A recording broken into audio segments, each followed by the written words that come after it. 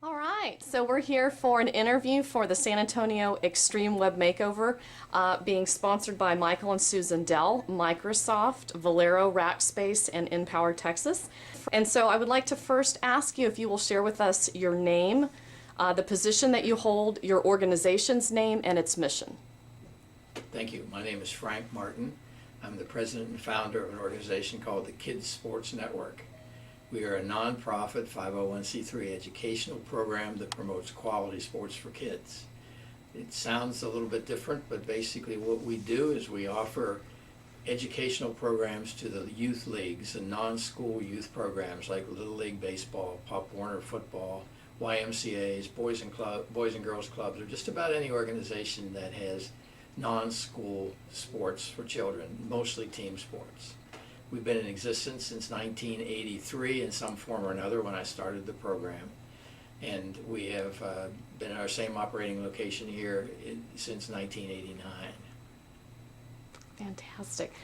So can you tell us how you heard about NPower Texas? Well, we probably go back several years ago when members of my staff attended some NPower training, but most recently during this past summer, we attended the Extreme Makeover training that was offered through Rackspace at two different times, first session and a second session. That's where we learned about it, that's where we got the details, and that's when we decided to submit our proposal. And what challenges have you and your staff been facing with your website that sort of prompted you to go to the workshops and then compete for the Extreme Web Makeover? Well, first of all, for small nonprofits, the technology is challenging across the board. And not only in websites, but in just in the computers, the security, the fighting the viruses, all the things that are related to the modern workshops or workforces nowadays. It's exceptionally difficult for nonprofits because of the limited funds we have and the number of people that we can afford to pay to work with it. So a lot of our work is done in-house. So we're always looking for training that would help us with that and looking for support in whatever way we can. Our program specifically is tailored to provide a 3-hour coaches certification program for the youth sports organizations. We want to make sure that the coaches that are coaching your kids understand his or her responsibilities in being a youth sports coach. That goes well beyond just dealing with the X's and O's and organizing practices. It gets heavily into our training, it gets heavily into how to deal with parents, the role of winning and losing, avoiding abuse, preventing abuse in children's sports, making sure that kids are conditioned to play, and if they are injured, that they know how to take care of injuries. The coach is a role model. Legal issues, how a coach can get in trouble when he's coaching if he's not careful by modifying equipment, for example, it shouldn't be, by playing in unsafe playing conditions, teaching them things they shouldn't be taught. We cover all of those things in our training program for volunteer coaches. When they complete that training, including the sports fundamentals in baseball, football, soccer, basketball, cheerleading, volleyball, and a number of team sports, when a coach completes that training, we give that coach $1 million worth of liability insurance. We give them injury insurance, and they get access to a password-protected page on our website for that particular sport, and the use of our library here that we have in our office, plus a quarterly newsletter. Our problem and what we need is a delivery mechanism. We deliver that training to youth organizations in the San Antonio and Austin area through live presentations. We have a second option that we've used for years, and that's a videotape presentation of that 3 hours worth of training.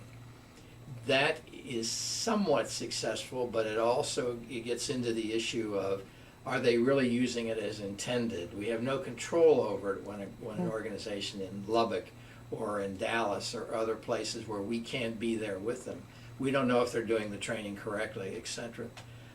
We feel that online training is what we're asking for, that the capability to do online training will allow us to broaden the scope of the training and to offer it to smaller youth leagues that cannot take advantage of our training right now.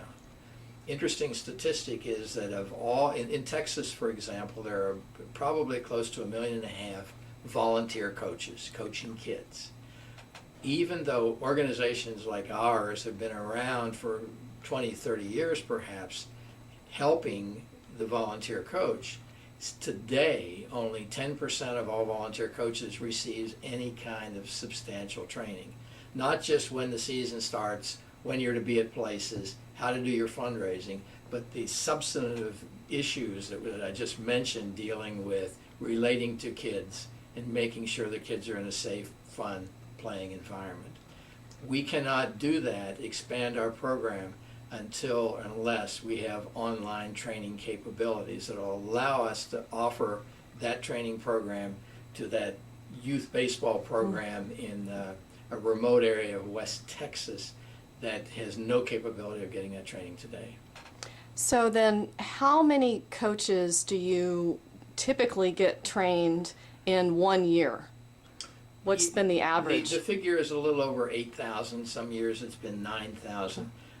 In San Antonio, it tends to fluctuate a little bit. You can imagine that in some youth leagues, when there's a volunteer that 1 year supports it, the president of the board, the next year they don't.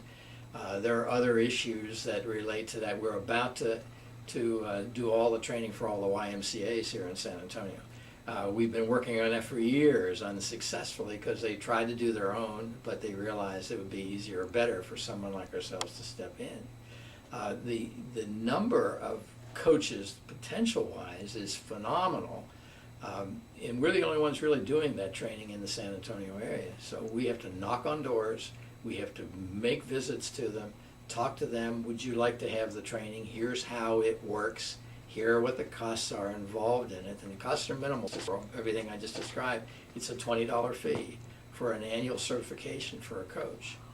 So we offer that to them, but what I'm hoping is that once we have training online, that 8,000 will jump to 10, 11,000 within a matter of a year, and it would help to make us financially stable. Fantastic. So clearly your impact and your reach is going to increase significantly with the ability to do the trainings online. Maybe I'm going one step too far on this, but I would say that I don't think we can survive the technology growth without having online training. That's the future of people like us in doing educational programs. Excellent. So is there anything else that you would like to say? We're just tickled to death. Anytime we can find training for our people to help do our job better, we're looking for it. Not just in the area of technology, but in a lot of different areas. And that's one thing that my staff, and especially Maxine, our office manager, has done over the years. And she sought out training. She sought out organizations like yours to be able to help us. On the other side of that, I'll tell you that it's very difficult for us to, lost my train of thought there on that. So, Just keep going, we're good.